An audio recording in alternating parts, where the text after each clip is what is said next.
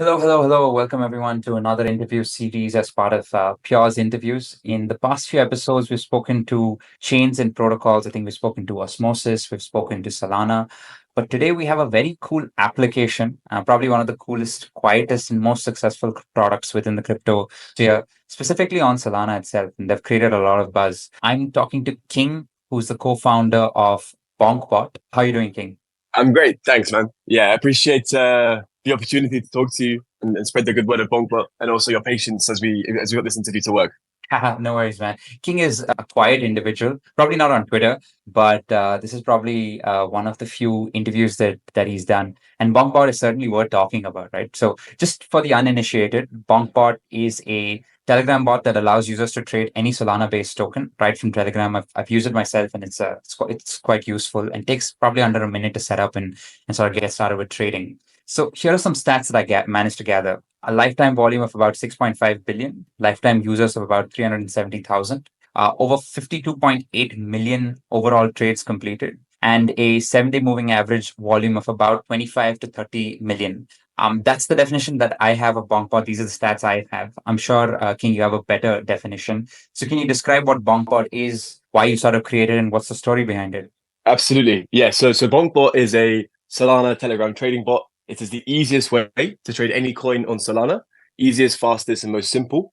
We are also offering probably the fastest way to trade any coin. So we're particularly popular within the meme coin world, where every second counts. And if you can get into a coin 10 seconds before someone else, you can potentially make a lot more money than they do. Although, of course, profit is never guaranteed with meme coins, as I'm sure we all know by now.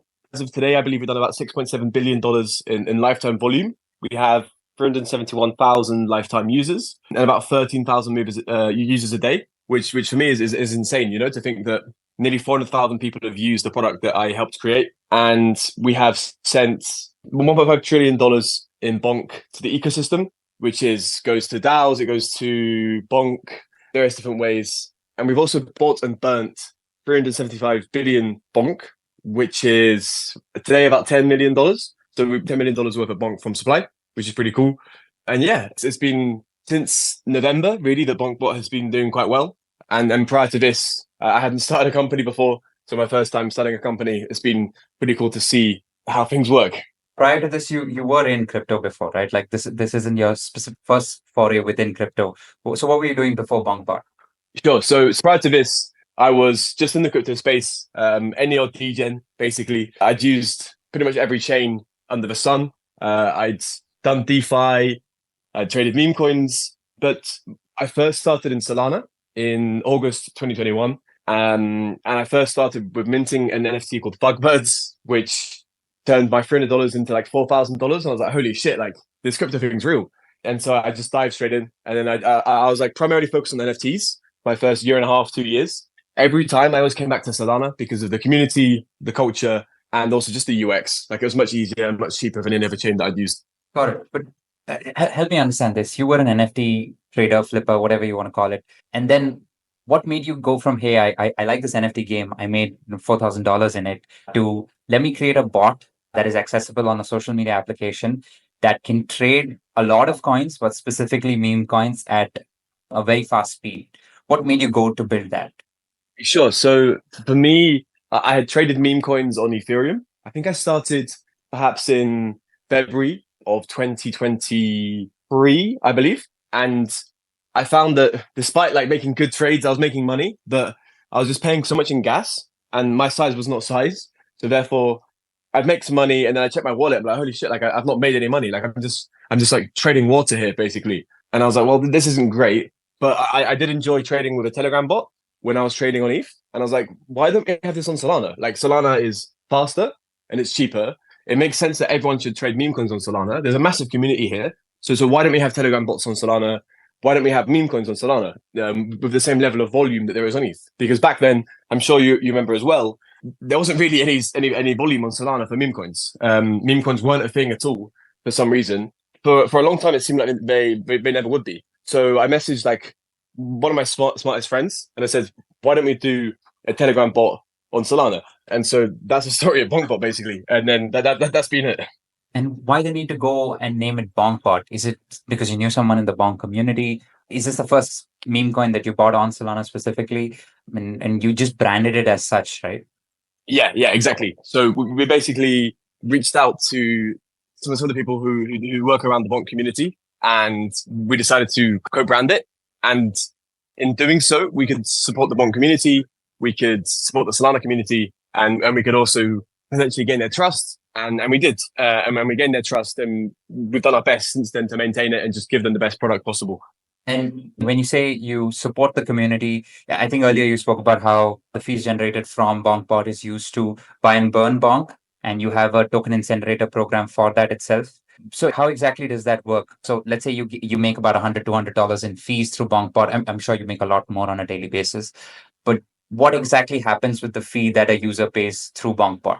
Sure. So a user pays 1% fee, and then of that 1%, everything is converted into Bonk.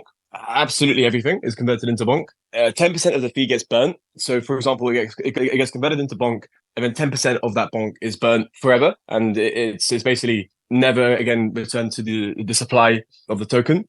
And then we have the token incinerator program, which is something that we set up again to support the community. So two main ways in which we do this, just to give back to the Solana community who helped us create BonkBot. One is like a DAO partner link. So, for example, if you are a part of DeGods, or if you're part of Geckos or Mad Lads or whichever community, right? Like for me at least, everyone's part of their own community on Solana, and they spend their time in Discord talking with their friends. We have a link where, regardless of whether or not you've already used BonkBot, you can click the link, and a portion of your fees will go to your DAO multi-sig treasury, which can be used to do fun stuff. And in the same vein, we have the same thing, but for certain meme coins. So, for example, I believe Harambe is one of the biggest ones. And using this, the fees get sent. These are fees from our side. It's fees that we give away rather than taking extra from the user, converted into Bonk, and then converted into Harambe tokens, and then those tokens are burnt. And I think we burnt around 40K of Harambe. We had burnt actually like 200 grand in GME because the price went up so much when all the GME stuff happened. So this is a cool way to give back to the community, because increasingly communities aren't just in DAOs with your NFTs and your friends, but also in meme coins, right? Because people establish communities around meme coins. So it's been really cool to help give back and support the community in that way. Help me understand this, right? So if I'm a meme coin token holder, like I hold a Bonk or Harambe or any meme coin on Solana, if that community is part of the Bonk ecosystem or part of the BonkBot token incinerator ecosystem, you are essentially taking the fees earned, buying that particular token and burning it, so that I, as a token holder who owns that token, the sort of value of it is going up because there's fewer and fewer tokens in circulating supply. Okay. Exactly. Yeah. So it's not all the fees, between 10 and 20%, I believe, or 10 and 30% of the fees. Sorry about user, because often it's hard, right? Because we want to reward the OG referrer who was there supporting us like on day one, literally, right? Like who first was there doing their ref link and getting BonkBot spread around. But also we like it's hard, and like it's only fair for people to still be rewarded, right? Even though most people now have used BonkBot at least once, so there's less people to refer. So that was the idea, and yeah, it burns your meme coin, be it Harambe, be it GME, be it, I don't know, suitcase with hat, right? So this isn't just limited to Bonk, right? Like again, the name BonkBot seems very limiting, that you only buy Bonk and burn Bonk through the fees earned through the BonkBot. But this is sort of a system, like a product that any meme coin specifically that wants to give back to its community can use. How many meme coins have you partnered with in this way? So actually a fair few. I'd say maybe 200, something like that kind of number. All on Solana, yeah. And so we're called BonkBot because all of our fees get converted into Bonk before being distributed in various ways. But we think it's only fair that other coins can also get a chance to be supported, right? So yeah, this is from our side. And it's actually not too well known, this program, despite us trying to push it. It's the token incinerator program. And we only do it with certain meme coins because there has to be a minimum market cap. And honestly, like here and there's times where people will apply for the program and will accept them, and then immediately they'll tweet about it and ask us to retweet it. And it just seems like a pump and dump. So we are being more and more selective with how we're doing this, because that's not at all like the purpose of it, right? The purpose is to help rally a community around their shared coin rather than just like a short-term pump and dump because BonkBot retweeted it. You know, like that's the last thing we want, to be honest. Yeah. And off late, we've seen a lot of sort of C-level, D-level influencers pump a lot of coins. So what is your criteria when someone applies to the token incinerator program? You mentioned a minimum market cap. And is there any other criteria? Do you want some popular people backing it, or you don't want people sort of pumping it up on Twitter? You want an active community. Is there any sort of criteria there? Yeah, sure. So absolutely minimum market cap, because then there's like less of an effect that a tweet can have about it. Also like a level of liquidity. Ideally, like a minimum age as well. Like there's certain exceptions here. Like if we know that a good actor in the space is associated with a coin, we're more likely to like be a bit more flexible, to be honest. But at the same time, we still take it very seriously, like how important it is to protect users and not promote garbage, basically from BonkBot. Yeah, primarily market cap, age of the coin. We almost never ever do pre-sales. In fact, I think we never do pre-sales, and we almost never do coins that haven't launched yet. It is only like an official coin if it's launching, where we do a link beforehand. And what do you think about this? A lot of these influencer coins, I think right now we're recording this in June of 2024, right? So where this is after a lot of mommy and daddy coins coming up. What do you think about that? And have those coins are those tradable on Bonk? I think they are because they're SPL tokens, but beyond that, have they worked as part of the incinerator program? I don't believe we have a link for the daddy. We might have one for mummy. It sounds ridiculous saying this out loud, right? But like, I think it's cool seeing them join the space. I think honestly, Ansem has taken a lot of flack for being like promoting them, but I think that it's a very hard job to do. And when you get that level of outreach from celebrities, it's very tempting to see it as a good thing for the space to help onboard new people. And I believe he has good intentions, Ansem. I think he gets a lot of flack, which doesn't seem very fair to me. But ultimately, I see why people are critiquing him as well. But I think generally, like influencer coins are to an extent a good thing. And I think Mummy's a great example of how it works really well when the person actually pushes it and works hard to help it grow. I think a bad example, I think, is Sexy Red, who basically made a coin and then just dumped it to zero. There's a few people like that, and I think a bit of a cancer in the space. But it's really hard as well because how can you differentiate between a celebrity who's going to actually work for the coin versus one who's just there to pump and dump? It's a challenge, to be honest. Yeah, but I think a lot of new people would come into the space wanting to make a quick buck on meme coins. In the previous cycle, that was probably something that people did with NFTs. And of course, you're very familiar with both, so you have an idea about both. But I saw this one stat, I think in the 21 cycle, which said that there are more new wallets making their first transactions with NFTs than any other non-NFT transactions, normal wallet swaps, etc. I think in this cycle, probably people would be doing this on meme coins or for meme coins. Is there any way you can sort of discern that kind of stat saying that a new address that has signed up on BonkBot, they're making their first sort of virgin transaction on BonkBot to buy meme coins? To an extent, we definitely get users who use BonkBot as their first crypto wallet, which is also insane, to think about it. And it works really well because Telegram is so widespread. Like everyone has Telegram, especially in like developing countries. And so BonkBot is just so easy. You find the bot. And of course, like for any listeners, please be careful when searching the bot. I don't search, in fact. Click on the links in our Twitter bio because there are fake bots which will ask you to deposit money and they'll just steal your money, which really sucks. Especially for first-time users, they just get immediately scammed as they enter the space. But yeah, I think it's hard to tell if it's a user's first time using BonkBot, like as in their first time using crypto through BonkBot, because maybe they're just withdrawing from Binance, but maybe they have another wallet elsewhere, right? Like it's hard to tell. But from what people tell us, there's definitely a fair few users who it is their first time using crypto, which is really cool, man. Yeah, it's super cool to think that you wanted to make a product to get people to trade memes, and now people are onboarding onto crypto. Again, you're giving them their first wallet, which is super cool. Do you have any starter kit for them? Like if you sort of jump in on BonkBot and if they're setting up a wallet and sort of starting with like zero balance, is there any way to sort of get started? Or if you don't have one, if you had to build one, what would you sort of create within that? Oh yeah, we do. We have like a docs.bonkbot.io, which is like a guide, and it walks you through how to use BonkBot. We're increasingly adding more and more info there about how to stay safe. Previously, like LP burn or not burn was a big thing, as was mint authority. Now freeze authority is quite a big thing that a lot of our users get hit by. And freeze authority, if you don't know, I'm sure you do, is where the developer can freeze the tokens of anyone who has bought it arbitrarily. And it's quite nefarious because you can't see that the coin is rugged necessarily because it looks like there's still transactions happening, which is often just the developers selling it on their own wallets. So we now have information about that in our docs.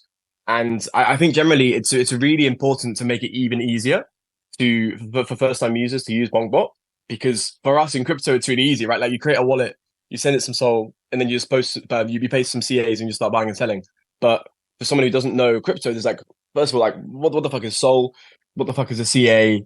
Even like what the fuck is Telegram, right? Like some people don't have Telegram. So there's definitely more work to be done to help people on board. And it's something we care about. I think video content is probably one of the best routes, and it's something that we're exploring. But it's hard, man. It's hard to onboard people to crypto if it's their first time. So always open to suggestions if anyone ever does have them. And yeah, we're like, for us, it's just key to get them on smoothly and keep them safe when they're using it so they don't get rugged. So currently you're trying to do that through sort of video content is what you said. Do you have sort of a data dashboard that sort of, I know people make it on Dune, a lot of good people make it on Dune and Flipside, etc. But is there any other sort of way that you help people, whether it's content, whether it's data, to onboard? So with data, Dune is like the best thing, I would say. It's more data about the bot itself. So it's the data that we discussed at the start about the volume and the fees and the users. And we sort of talk to the guy who's made that regularly, and we'll ask him to like fix certain things or update certain things. And he's super responsive. So shouts out Whale Hunting. He's a great guy. But we don't have a dashboard of that type for new users. I'm not sure how useful it would be. I guess like one thing it does do is create trust, right? Like it proves that you can trust this bot because you've seen that there's another 380,000 users who've used it as well. So you're probably safe putting your money there. But yeah, in terms of dashboard and metrics, I think video is probably the best thing, to be honest. Just because, like, especially these days where people are so ADHD, right? With TikTok minds, we're very easy to we're very fast at skipping through things that are boring. So like videos, honestly, like 1 minute long. It's probably about as long as you can do, and you got to be engaging. And so yeah, it's super hard to do, but it's also super important. So it's a challenge that we'll do our best to try and face. Switching from one end of the users to the other, right? I'm sure you've defined in some way what a power user of BonkBot is, whether that's certain volume that they trade and the number of trades or the capital size that they have. Do you have sort of a definition of what a BonkBot power user is, and how often do you interact with them to just sort of ask them about, hey, how's the product going and how can we improve? So that's a great question. We don't directly have a metric for power users. We are, of course, aware of the power law within our users, and we do our best to keep our biggest users happy because obviously they're really important to us, right? And especially when we know who they are. Like if they're a user who, for example, has DM'd me in the past and be like, "Hey King, I've got this issue with BonkBot," or "Hey King, I have this suggestion for BonkBot," and then they talk to us. Maybe they'll tell us how much volume they do. It's great for us to know that, because we know that they're like a real user who does a lot of volume, and so their opinion is very important to us. And so if they ask us for a certain feature, we're more likely to make it happen. Of course, we care about each and every single user. But if a user is driving a shitload of volume and they're saying that this feature is going to be important for me and also my friends, then it's something worth listening to. Yeah, because I was reading somewhere, I think it's from the dashboard itself, that on an average, a user trades worth $16,000 in volume and about 140, 150 trades per person. That seems too high for a single person on a single day, on a daily basis for like a month. It's probably like one or two power users who are trading a lot back and forth and making a lot of single trades. So that might skew the sort of average up or down. Definitely must seem like there are a few users who just defaulted to using BonkBot because it's just super easy and it can be done right through Telegram. Again, do you think that number is sticky? Do you think like whatever power users you have they been retained since you started? Because I'd imagine that someone who sort of uses BonkBot once and finds a lot of success in terms of the UI, UX, and speed of it, they sort of stick with it for a long period of time. I think definitely. I think Telegram bots like wallets, fairly sticky. And if you find one that you like, you're likely to stick with it. I also think that there's like a real thing for us of like churned whales. So this is like a concept which is known broadly, but a churned whale is someone who used to trade a lot of volume and they no longer do. And it could be because they went to a competitor. It could be because they stopped trading. Like it could be a variety of reasons. So ideally you get their feedback, but it can be hard again to find them and like understand their issues. But if you do get their feedback, it's really valuable. So I'd recommend that to anybody who's building a business. Try to understand why they left, because if it's not a personal thing and it's a thing about the product itself, then this is a direct example of someone who wanted to use a product and they left because it didn't have X, Y, or Z feature. So yeah, churn whales are definitely a thing, and of course, like our job is to maintain them and keep them engaged, and if possible, reactivate them. But yeah, it's super hard to do that. Do you define whales in your own way? Like for example, in crypto, a whale is by their holding, but for you, a whale should be by their volume in terms of how they interact with Bonk itself. So do you have like a particular way you define them and then look at if they've churned or not versus a daily basis, like if they've not traded in 24 hours, 48 hours, something like that? Sure. So we don't have a specific number where we define whales, but of course, like the higher up the rank of wallets by volume traded, like the bigger the whale someone is, and by churns, something like not having traded in the past month is quite useful as a metric because the last 24 hours, of course, maybe they just went on holiday, right? They had a great trade on DJT and they've gone to Santa Fe for the weekend to enjoy. So yeah, I'd say like a longer time frame is probably more valuable as a metric there. And then yeah, like you never know. Like hopefully they come back in the end again. And is there a way you reactivate them from the by finding out who they are, figuring out if there's a sort of an added service or a product that you can build for them? Because I'd imagine these customers would be super valuable to you and you don't want them to churn. Sure. Yeah. So really care about privacy, which we think is super important. So we don't have access directly to any of the usernames of our whales. So we can't DM them first. So if they can DM us first and then they can explain that to us, then that's the ideal for us. And we'll, of course, react straight away and take into consideration. Again, of course, like not everything is possible. And a key part of like working in product is understanding that the user doesn't necessarily want what they're asking for, but what they're asking for highlights the problem that they're having. And so if you can do something to fix that problem, then they're going to be happy. So if they ask for X feature, but really they're complaining because of Y pain point, then Z feature might be more relevant, you know?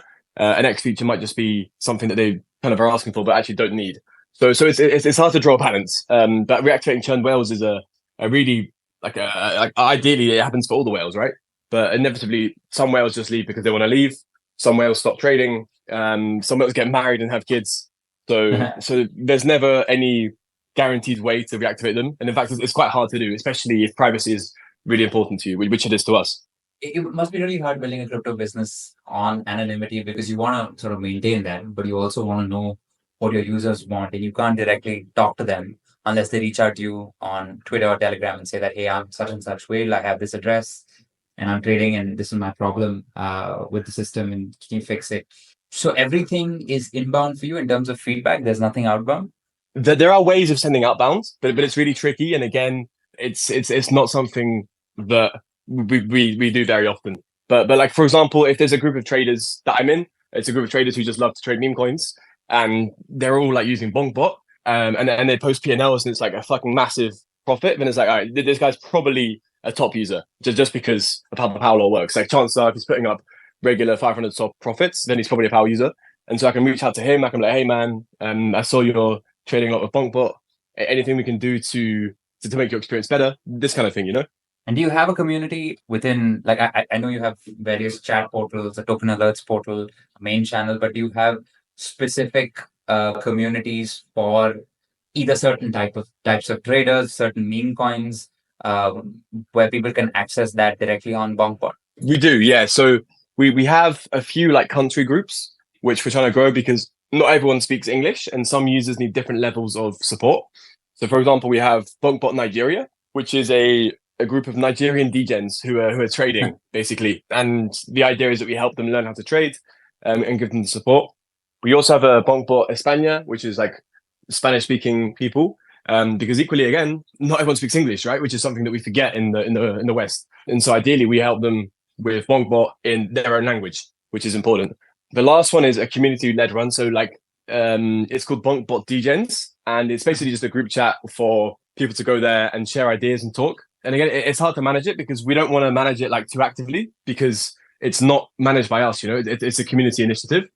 But at the same time, if people start posting spam and they post scam links, then also we want to kick them out. I feel like Discord, honestly, is kind of a better platform for sharing trades, like Loki, just because Telegram can get clogged very easily, especially if you're on your phone.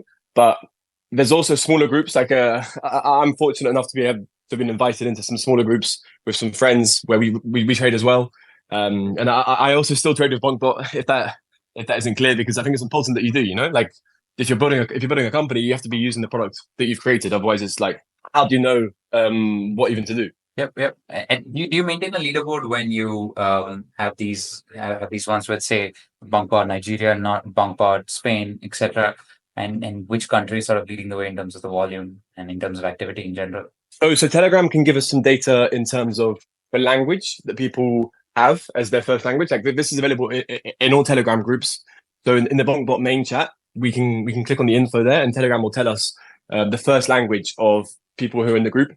And of course, it's mostly English, but there's some Spanish, and there's other languages which can help you understand where your users are from. And you use this to sort of put more focus or less focus on a community to see that, hey, these people are chatting more, these people are trading more, these people are learning and onboarding more. So maybe we should put a little bit more effort into that particular community. Yeah, for example, yeah, exactly that. And it's funny that you say that, because it's making me think of that meme from the Second World War, I think, of the planes, like the armor, where the planes are shot. And it's like a classic meme on Twitter. Everyone fucking loves it. I think it's survivorship bias.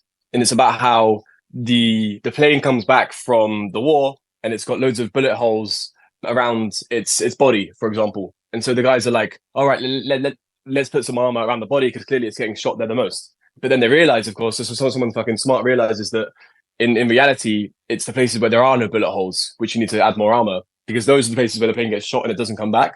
And so that just made me think that maybe there's scope there for us to be helping the languages that aren't in the main chat, because those people haven't even been able to get onboarded successfully. But anyway, just some bullshit idea I wanted to share with you.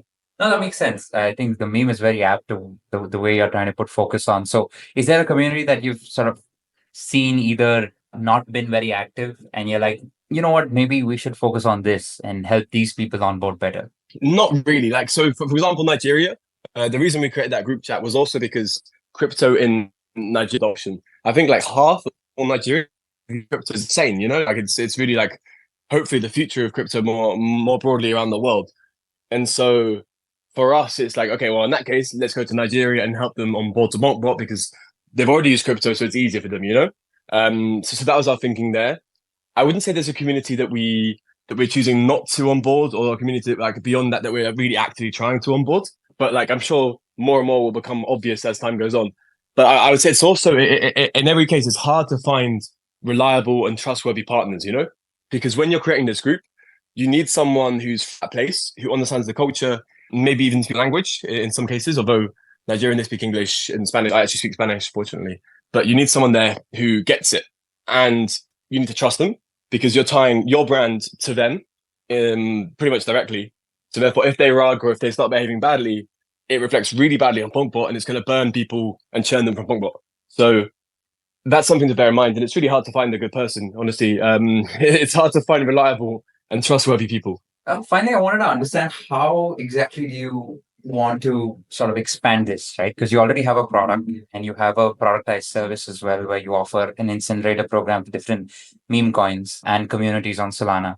Is there an expansion that you think of where, hey, I want to expand to different social media messaging apps, or I want to expand on a chain level, or I want to expand on a wallet level? Again, good question here. Absolutely, there's ways we want to expand. I think in terms of a chain level, Solana is our home. We all come from Solana and we all want to stay on Solana. So there's really no desire from us to move chains. Although, of course, it'd be super fucking cool to have BonkBot on Bitcoin, right? But for now, yeah, just Solana, and no plans to do anything else on any other chains. Beyond that, I think that it makes sense to scale horizontally, to offer people more options. Like maybe some people want to trade on other platforms. I think that'd be cool, but nothing is planned there yet. And also, one thing that we've kind of been thinking is there's probably an extent to which we have saturated like crypto Twitter, like crypto natives. Like we nearly have 400,000 users, and most people on crypto Twitter, I'd like to think, have either heard of or used BonkBot. And if they've heard of it and not used it, it's probably because they don't want to use it ultimately. And so to scale beyond our current numbers, I think there's probably an element of having to find people who aren't crypto natives, which is again where the onboarding becomes so important, to onboard people who haven't used crypto before. And it's really hard to do.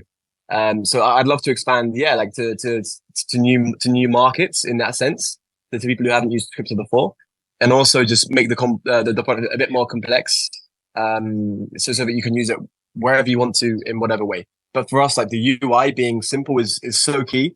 It's really important to us that like you come to BonkBot and you're not like immediately overloaded with like some fucking epileptic interface of just so many buttons and interfaces, because that's not what we believe a good product is. We believe a good product is something simple, which anyone can use. And so there's more work that needs to be done on our side to make it even simpler.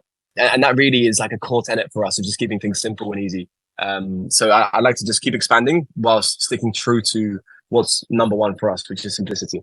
Superman, I think you're well on your way to doing that. You are doing that with Telegram and memes and Solana. Makes everything super easy. And anyone listening who hasn't used BonkBot, I'd highly recommend it and suggest you to use it to buy, sell whatever token you want. And if nothing here is NFA, right? Sorry, nothing here is financial advice. So use it as your own at your own risk, but you'll definitely have fun using it. Thanks so much, King, for this wonderful conversation. I certainly learned a lot about the product, how you partner with communities, how you onboard people. So thank you a lot for this. If there's anything else you want to add, or you want to sort of tell people how to find you or find BonkBot, you can just add it in right here. Yeah, beautiful. Thanks, man. It's been a pleasure to chat. I think that if someone's listening that they've not used BonkBot, please feel free to use it. Like we'd love to have you. Of course, NFA as always. There's risks when trading meme coins. Things go down a lot as well as going up. But yeah, at any time anyone can DM me. I'm DeFi Azog everywhere on Twitter and Telegram. DeFi AZOG. And always happy to help any new user or anyone with questions. And hopefully some more exciting stuff coming soon. We have a security update, which I can't talk about too much, but that's going to be public in the next sort of month or so, which is going to hopefully be really exciting for all of our users. So looking forward to sharing that when we can. But yeah, that's everything. Superman, thanks a lot. And thanks everyone for listening in. I'll see you in the next one.